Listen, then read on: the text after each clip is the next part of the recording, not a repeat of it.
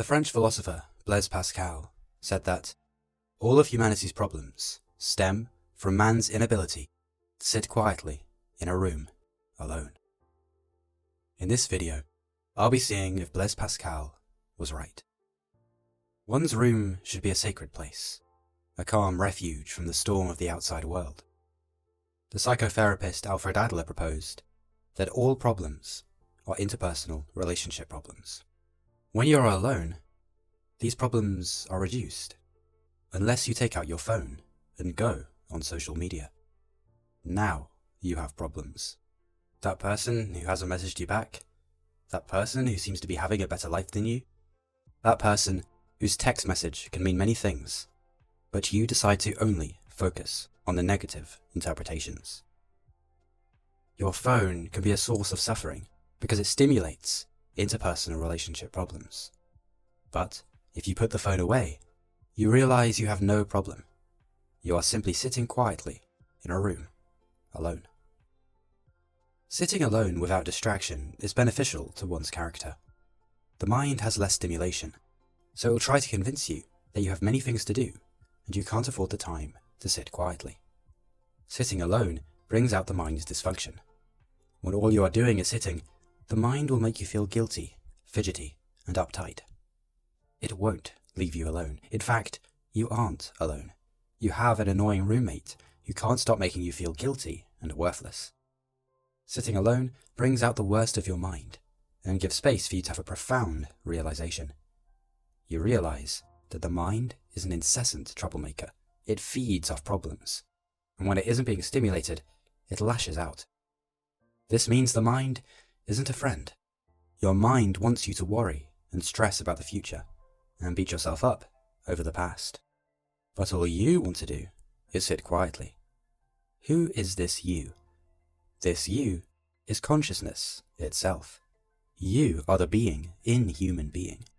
The human part is the ego, the part that identifies with the world of form, people, places, and objects. When you are sitting alone, tap into being and drop the human. In a busy world that has been built from the collective mind-based consciousness of humanity, seeking out things is the mind's default mode. But as Eckhart Tolle explains, nothing out there will ever satisfy you, except temporarily and superficially. But you may need to experience many disillusionments before you realize that truth. Retreating from this collective mind pattern of seeking, worrying, and doing for the sake of future fulfillment will bring peace into your life. You don't have to arrive anywhere. You have already arrived. This is it. Of course, you will stand up and do things sooner or later, but your presence will stay with you. You can make plans for the future, but you can make those plans fully in the now. When the storm of thinking has passed, sitting quietly in a room can give you a taste of being. And if you sit quietly often, you will remember instinctively that you have that peaceful refuge inside you.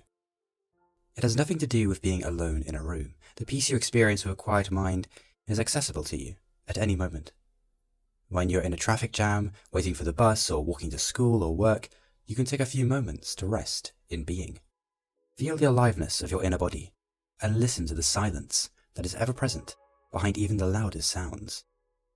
This access to being is the only thing that can keep you sane in a mad world.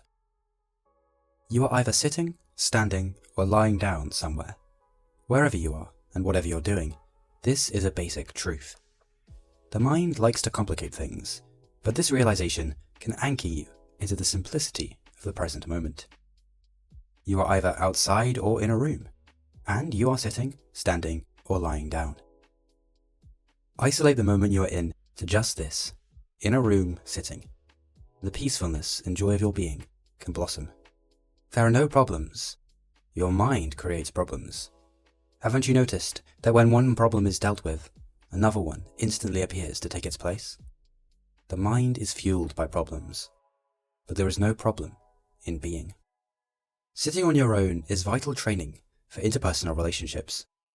If you can't be still and calm when on your own, how can you be still and calm when conflict arises?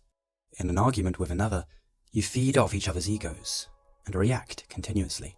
You identify with your mental position. You believe you're always right because your mind can't afford to be wrong.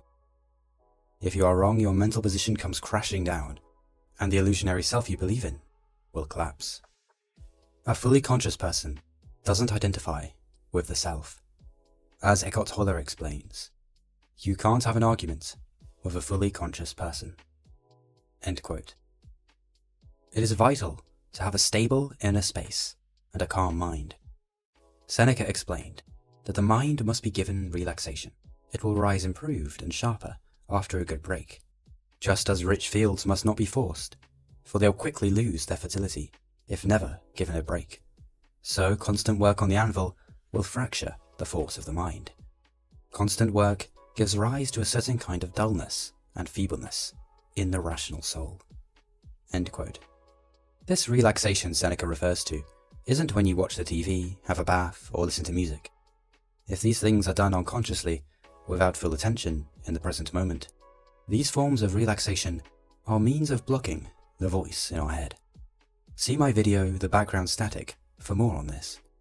You can have a bath consciously, and these forms of relaxation can be a means of resting in being. But no external thing should be relied upon to relax. Otherwise, most of the time we aren't relaxed, which is detrimental to our well-being. Marcus Aurelius argued, "If you seek tranquility, do less." End quote. Therefore, sitting quietly in a room is the ultimate means of relaxing. It trains you to relax without stimulation, which is a superpower. This relaxation consists of acceptance of the present moment, whatever form it takes. As Eckhart Tolle explains, acceptance looks like a passive state, but in reality, it brings something entirely new into this world. That peace, a subtle energy vibration, is consciousness. End quote. Therefore, Blaise Pascal was right. All of humanity's problems stem from man's inability to sit quietly in a room alone. When these words resonate, they can have a profound impact on your life. So next time you enter your room, sit down and be quiet for a few minutes. Listen to the sounds outside the window. But pay particular attention to the silence these sounds emanate from. These gaps of silence enhance your inner stillness. Eckhart Tolle explains that the equivalent of external noise is the inner noise of thinking. The equivalent of external silence is inner silence. Look around your room. Without labels and judgments from the mind, the objects in the room appear new and fresh. Everything is still and silent. And notice that these objects are within the space of your room. Without the space, there would be no room. In fact, your room is mostly empty space. Pay attention to the space, just like the silence. Eckhart Tolle explains that a great silent space holds all of nature in its embrace. It also holds you. End quote. As you pay attention to the external world, you can also pay attention to your inner body. Are there any unpleasant emotions or aches and pains? Hold them gently in your attention. Surrender to them as they are what is in this moment. Feel your hands, your feet. Is there a light tingling in your toes, your fingers? Where is the problem in this moment? Can you rest in this state without listening to the thoughts in your head? Be the watcher of the thoughts. They come and go just like the sounds you listen to. Treat them just like sounds, part of the contents of experience. You don't believe the sound of a car is you? Then don't believe a thought is you. The more you take this quiet time alone, the better you will be at resting in present moment awareness. When this video ends, before you get up and do something, take some time to be. Just be, and see how you feel. It only takes a moment.